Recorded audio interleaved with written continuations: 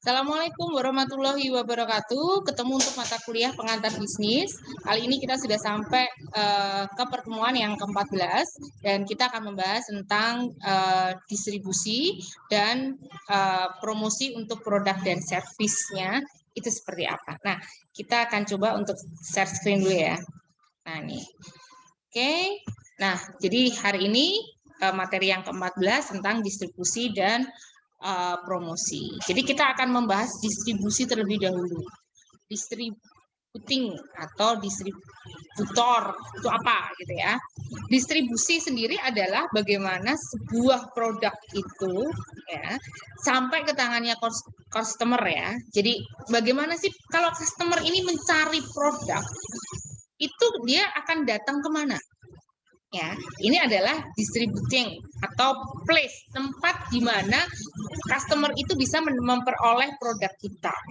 Ya kan? Nah, ada distribution channel. Distribution channel itu adalah siapakah yang tahapan-tahapan itu tadi, bagaimana caranya customer itu bisa melihat atau sampai mencari suatu produk. Nah, tahapan-tahapannya itu melalui apa saja? Namanya distribution channel.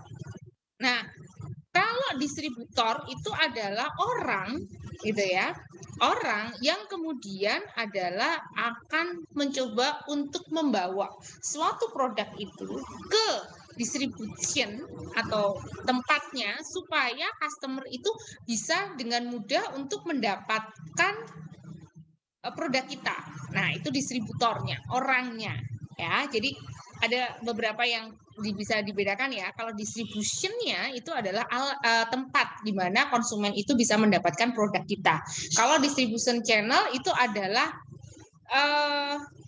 tahapan-tahapannya sampai customer itu bisa mengkonsumsi produk kita. Sedangkan distributor adalah orangnya yang kemudian dia melalui berbagai macam tahapan tadi membawa suatu produk kita untuk dikonsumsi oleh customer.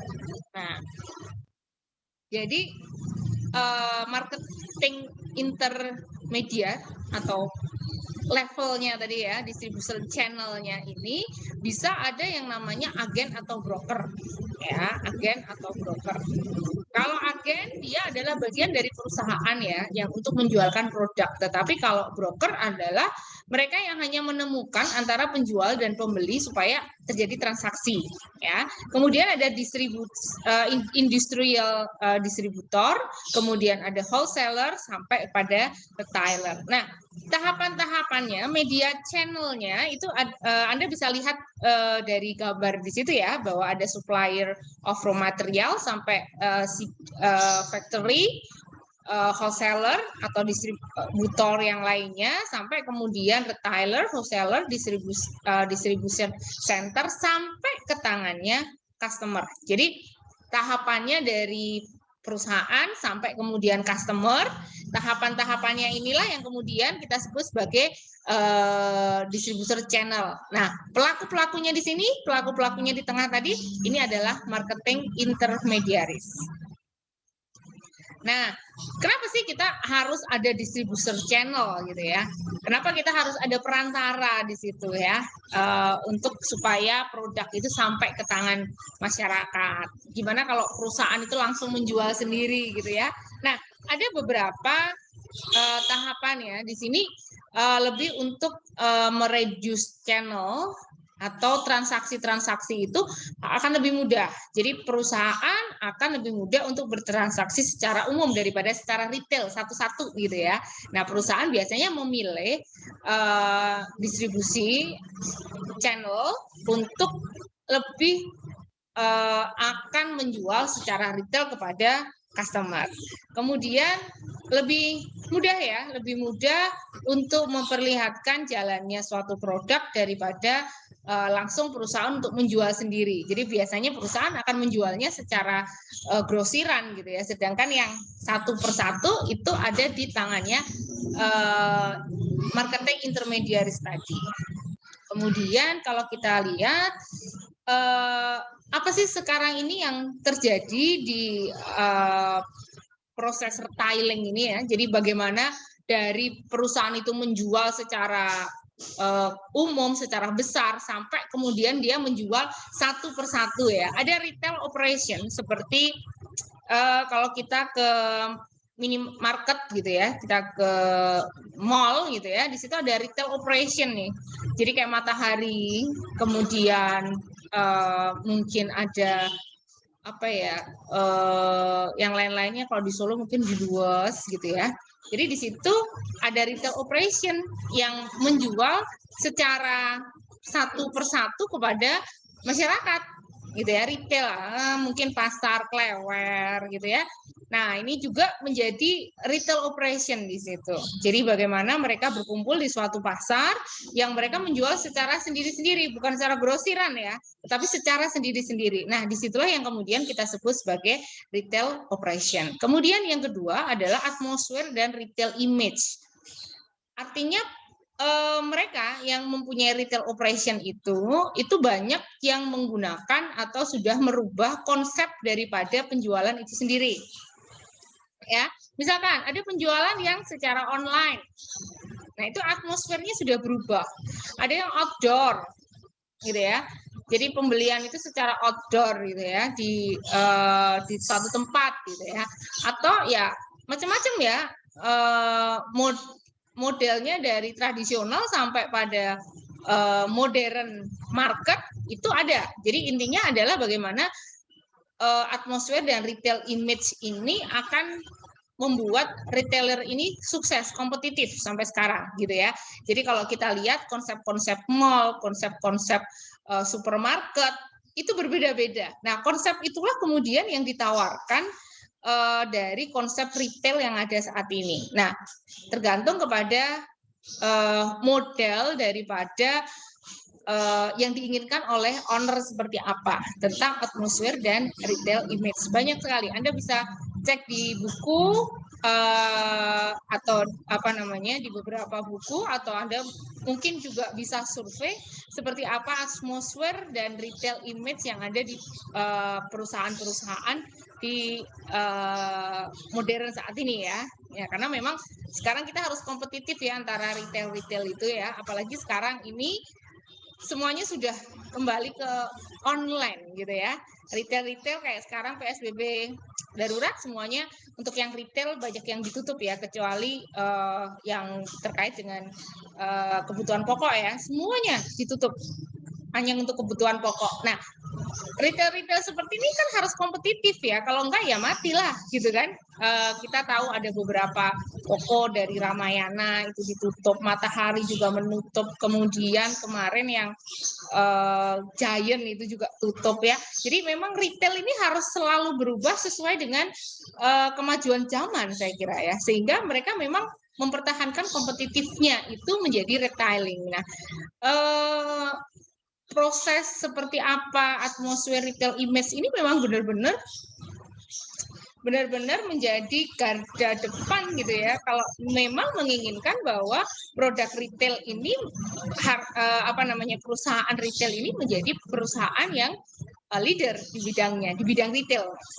Oke, kemudian kita membahas tentang supply chain ya. Supply chain itu sebenarnya adalah itu tadi proses distribusi dari perusahaan kepada customer ya, itu namanya adalah supply chain. Nah, di sini perusahaan harus benar-benar membuat manajemen supply chain yang bagus gitu ya, supaya akan meningkatkan efisiensi dan customer satisfaction-nya.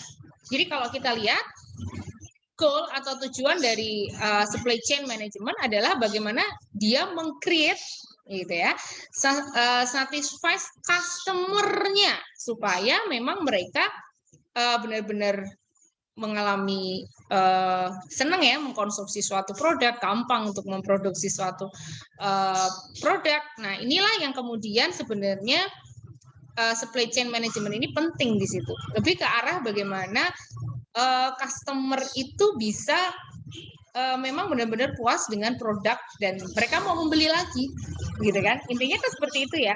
Kalau kita hanya puas kemudian tidak membeli lagi, produk stuck di situ. Tapi kalau kemudian dia puas mau membeli produk lagi gitu ya, dan dia menjadi mempromosikan produk itu kan bagus gitu ya. Nah, ini yang kemudian menjadi target atau goals daripada supply chain management ya. Tapi jangan lupa dari segi perusahaan juga itu harus efisien. Makanya kita harus melihat itu tadi distribution channel-nya. Bagaimana proses distribusi channel yang memang benar-benar bisa membuat perusahaan itu efisien, gitu ya. Artinya harga produk jadi kenapa harga produk di pasar itu kadang-kadang tinggi? Karena memang di sini distribution channel-nya ini yang terlalu panjang. Jadi sehingga harga itu mahal. Tapi kalau distribution channel-nya ini bisa digarap secara bagus, manajemennya secara bagus, gitu ya. Nah, ini tidak akan terjadi, gitu ya. Kenapa obat-obatan mahal nih? Ini orang-orang apotek kemudian bilang nih sekarang ini gila cari cari produk itu susah banget, gitu kan? Orang-orang apotek bilang begitu. Kesalahannya dari mana? Di beberapa distributor ternyata tidak dijual karena memang menunggu momen harga itu biar naik kemudian baru dijual atau dijual sedikit-sedikit. Ini dari distributornya karena dari perusahaan semuanya sudah dimasuk ke distributor. Nah, ini distributornya berarti ada permasalahan juga gitu ya sampai mereka semua bertanya ini oksigen kemana ini kan gitu kan, oksigen kemana, obat-obatan yang terkait dengan COVID ada di mana, karena mungkin ada permainan-permainan di bagian distributor channelnya ini. Nah, inilah yang kemudian supply chain management ini harus bisa membuat berbagai atau mengkoordinasikan itu sehingga produk itu benar-benar sampai ke masyarakat. Kalau seperti yang tadi saya ceritakan, beberapa apotek sampai kehabisan obat, kemudian oksigen juga pasokannya tidak bagus dengan harga yang kemudian mahal, itu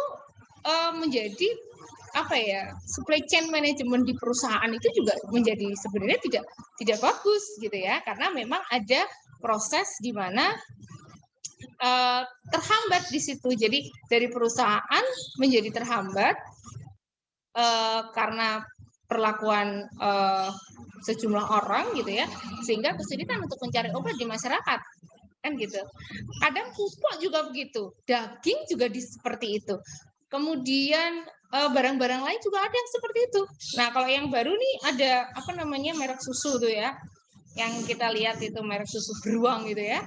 Nah, itu banyak sekali yang berminat di masyarakat. Tapi kalau mungkin beberapa hari yang lalu kita masih bisa dapat di toko gitu ya. Kalau sekarang susah carinya. Ini gimana ini? Nah, ini kegiatan supply chain management ini, ya kan? Jadi jadi harganya mahal sekali karena banyak orang yang mau beli gitu kan. Sedangkan supply chain manajemennya ini distributornya tidak bisa berjalan dengan bagus lah, kira-kira seperti itu untuk supply chain ya. Jadi yang bagus adalah supply chain management itu harus meningkatkan efisiensi dan bagaimana customer satisfaction, karena ini untuk long term ini menjadi salah satu hal yang menjadi promotion juga untuk produk perusahaan. Nah, kita masuk ke promotion strategi. Mungkin ada hal yang berbeda dengan marketing strategi yang kemarin kita pelajari di pertemuan ke-13 gitu ya. Kalau ini kita lebih efek pada promotion. Salah satu daripada marketing strategi. Ya, promotion.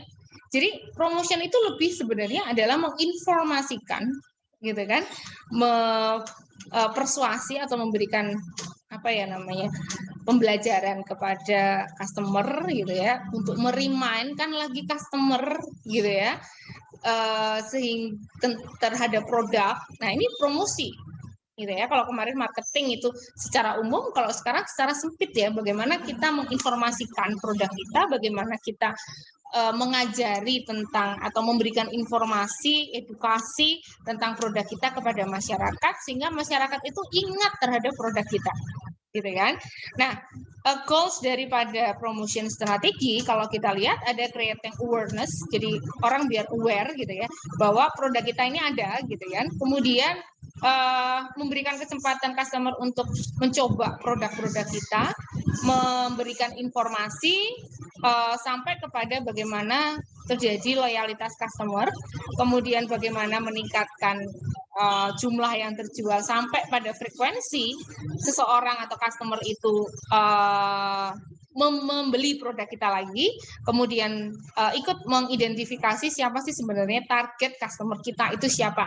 Jadi ini dengan proses promosi sebenarnya kita akan juga menggali informasi tentang siapa sih sebenarnya target dari customer, sampai kemudian bagaimana kita mengajari customer, ya, bagaimana mengajari tentang misalkan produk sabun cuci tangan, ya, kita menginformasikan kepada customer bagaimana proses cuci tangan yang baik. Nah, misalkan seperti itu. Nah, jadi promosi itu adalah bagian dari marketing, ya, jangan lupa. Jadi kalau kemarin kita berbicara mengenai marketing strategi itu secara umum, sekarang kita khusus untuk promotion strateginya. Nah, ada beberapa tentang promotional mix. Kalau kemarin kita belajar tentang marketing mix, ada 4P gitu ya. Salah satunya ada promotion. Nah, sekarang ada promotional mix. Yang pertama adalah bagaimana traditional advertising. Ya, kita membahas tentang advertising secara tradisional. Jadi kita membayar sesuatu untuk mensosialisasikan kepada publik. Kalau ini loh ada produk kita, silahkan kamu membeli produk kita, gitu ya. Traditional advertising. Ada personal selling. Face to face, ya, face to face ketemu, kemudian bagaimana jadi kalau katanya bukan merayu, ya, jadi persuasing gitu ya, persuasing customer ini untuk membeli produk kita, ya. Jadi agak berbeda kata dengan kata merayu gitu ya. Jadi jadi personal selling ini lebih kepada bagaimana face to face dengan customer, kemudian persuasing mereka, mengajari mereka supaya mereka membeli produk kita. Intinya seperti itu. Kemudian sales promotion, bagaimana kita ini promosi ini akan meningkatkan penjualan. Jadi misalkan promosinya beli 1 dapat 2 gitu ya. Nah, ini promosi sebenarnya bagaimana kita langsung akan meningkatkan sales kita. Kemudian ada public relation. Nah, ini yang jadi bedanya apa public relation gitu ya dengan marketing atau apa. Public relation ini fokus tentang bagaimana dia mempublikasikan berita atau informasi tentang perusahaan, baik itu good news maupun bad news, ya. Nah, nanti kita bahas. Kemudian ada sosial media juga. Nah, sekarang ini trennya ada di sosial media dan e-commerce gitu ya. Jadi penjualan sekarang sudah bisa lewat media, ya, sosial media juga bisa langsung beli kalau sekarang, ya. Nah, ini adalah e-commerce. Nah, makanya promotional mix harus combine dari berbagai macam bentuk daripada promotion mix sehingga kita bisa mencapai target penjualan yang diinginkan, ya. Sesuai dengan tujuan dari promotion, ya, memberikan informasi, memberikan persuasing, memberikan informasi yang tepat supaya customer itu mau untuk kembali membeli produk kita atau menggunakan produk kita bukan hanya sekali tapi berkali-kali, harapannya itu, ya. Kemudian ada integrated marketing communication. Nah, ini adalah teori baru, ya, teori baru tentang aktivitas komunikasi yang kemudian ini menyangkut promosi juga, promotion masuk dalam promosi, tetapi ini aktivitas yang baik tradisional advertising sampai kemudian sosial media e-commerce, sampai kemudian packaging, sampai kemudian bagaimana konsistensi daripada promosi itu. Nah, semuanya ini akan masuk pada integrated marketing communication. Jadi kalau kemarin hanya 4P gitu ya, place, product, price, promotion gitu ya. Kalau sekarang mungkin eranya adalah era how to communicate with customer gitu, supaya mereka benar-benar mau untuk membeli produk kita lagi dan membeli lagi dan membeli lagi gitu ya. Nah, ini komunikasi. Jadi promotion itu masuk dalam salah satu dari Integrated Marketing Communication atau IMC. Nah, impact daripada advertising. Nah, impact daripada traditional advertising ya. Jadi kalau kita melihat traditional advertising itu sebenarnya adalah bagaimana non personal itu mempresentasikan produk kita, ya. Jadi kayak iklan, gitu ya. Kita melihat iklan, oh si artis A, ternyata dia minum produk kita loh, gitu kan. Wah, ini berarti endorse nih, gitu kan. Ini sebagai salah satu advertising yang baru, yang berbeda dengan yang sebelum-sebelumnya. Tetapi intinya sebenarnya adalah advertising. Advertising itu kan bagaimana kita membayar seseorang untuk mempresentasikan produk kita, gitu ya. Walaupun yang terbaru ini sistemnya endorse lah atau apa, artis menggunakan produk sebuah perusahaan gitu ya, tapi tetap si artis kan dibayar gitu kan. Nah, berarti namanya itu adalah advertising. Makanya sekarang itu advertising itu masuk ke arah teknologi ya, impact daripada teknologi dan internet ya. Salah satunya apa? Ya endorse tadi di sosial media gitu kan. Nah, kenapa banyak kemudian kita mencoba untuk mengendorse masuk ke pasar endorse ini karena mungkin adalah advertising cost dan market penetrasinya tinggi gitu ya. Yang mengikuti artis itu berapa di sosial media kan gitu kan? Sudah begitu banyak, sedangkan cost-nya juga mungkin lebih murah daripada kita membayar iklan di televisi atau di radio. Nah, sekarang memang eranya begitu. Kalau artis pakai ini, atau selebritis siapa memakai produk kita, mengendorse produk kita, nah itu jumlah yang melihat itu akan semakin banyak. Makanya kita akan ketika kita mau advertising ya, atau kita bisa sebut sebagai traditional advertising, kita akan melihat bagaimana advertising cost dan market penetrasinya. Nah, ini yang tadi saya sebutkan dalam the importance of personal selling. Jadi kalau kita berbicara mengenai personal selling, itu adalah tadi saya bilang sell face to face gitu ya. Kita akan berhadapan langsung dengan customer. Sedangkan customer itu macam-macam gitu ya. Ada yang baik, ada yang tidak, gitu kan. Ada yang sifatnya memang mau membeli produk atau hanya sekedar tanya dan lain sebagainya. Tetapi selama ini ada beberapa metode memang mengatakan bahwa personal selling itu mempunyai daya jual yang tinggi. Nah, prosesnya seperti apa sih sebenarnya? Ada beberapa langkah, 6 langkah yang ada di sini ya. Ada prospecting dan qualifying. Kita tentunya harus menentukan siapa sih sebenarnya orang yang akan kita dekati. Tentunya orang yang akan kita dekati adalah sebenarnya orang yang tertarik dengan produk kita. Kan gitu. Kemudian bagaimana approaching customer. Nah, kadang-kadang approaching ini kita itu salah langkah ya. Approaching ini kadang-kadang melanggar etika, gitu ya, melanggar etika.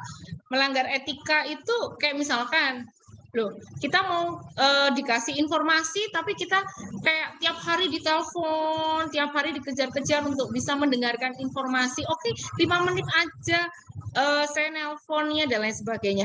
Ini sebenarnya kalau itu sudah mengganggu ya privasi seseorang, itu ya namanya kita personal selling-nya tidak beretika begitu ya.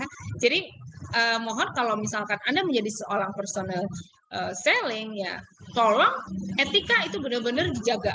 Etika dengan customer itu benar-benar dijaga karena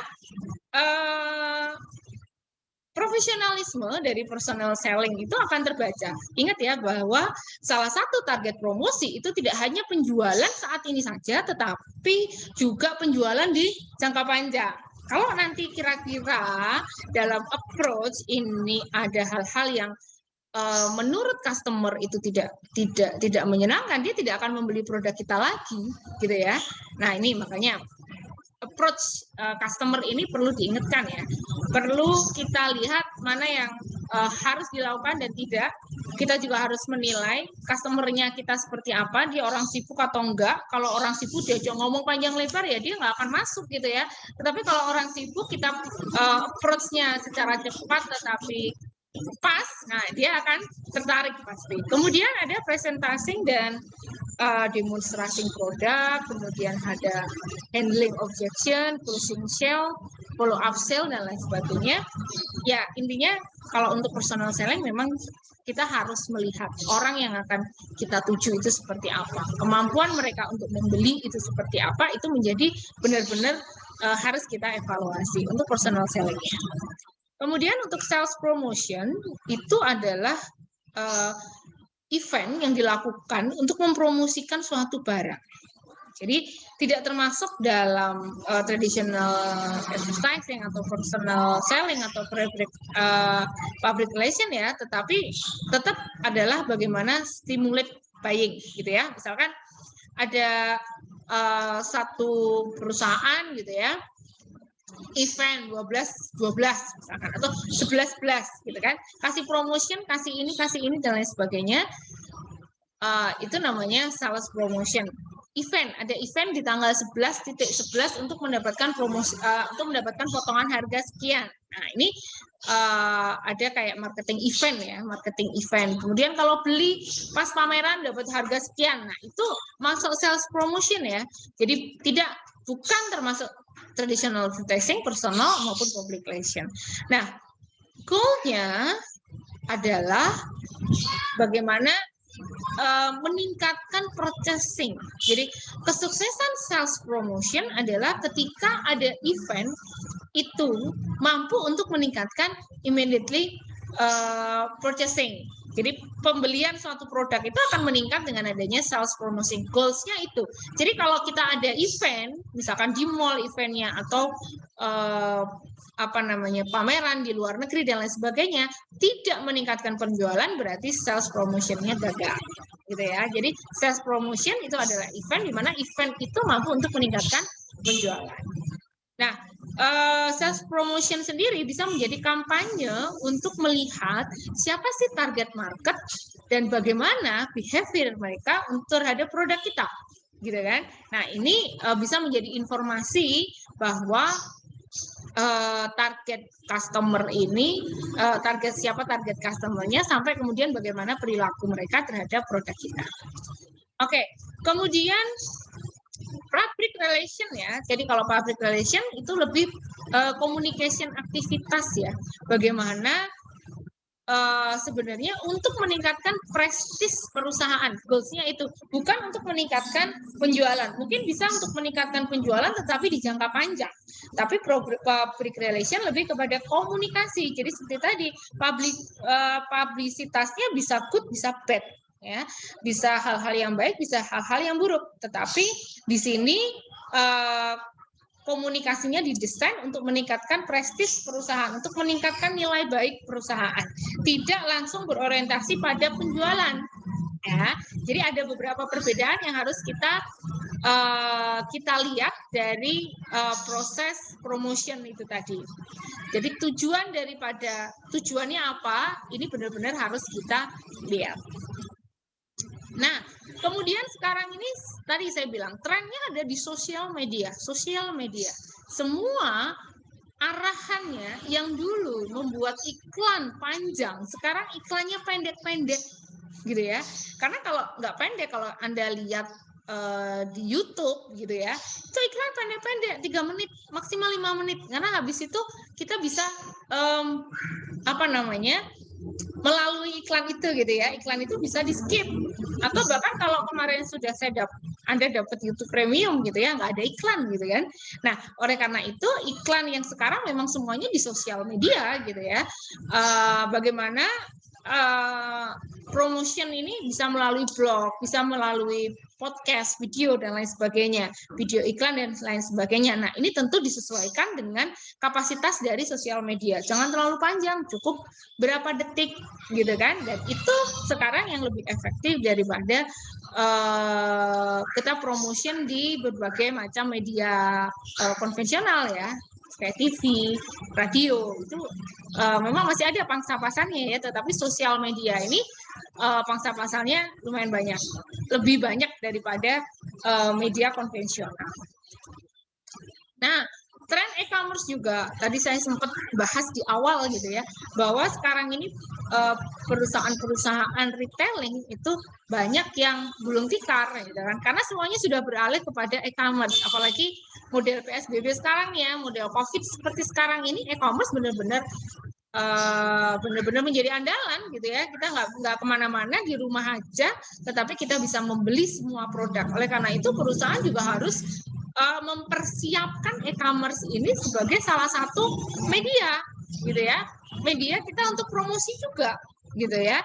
Jadi semua produk ini memang sekarang online ya, karena kalau nggak online memang kita akan benar-benar nggak bisa jalan gitu kan, karena semua toko ditutup ya. Kita misalkan produksi baju atau menjual retail baju, udah nggak bisa sekarang, mall ditutup gitu ya. Terus salah satu jalannya apa? Online gitu, e-commerce. Nah, ini adalah perubahan-perubahan di promosi dan distribusi sehingga Anda bisa melihat ke depan kalau Anda punya perusahaan harus seperti apa ya. Oke, dari saya itu kalau misalkan ada pertanyaan dan diskusi lain, kita bisa nanti direct ya lewat WA, seperti apa yang perlu Anda ketahui dan Anda tanyakan. Oke, saya kira itu tentang materi kita hari ini. Mudah-mudahan Anda bisa mengambil manfaat dari materi yang saya sampaikan. Akhir kata, Assalamualaikum warahmatullahi wabarakatuh. Terima kasih.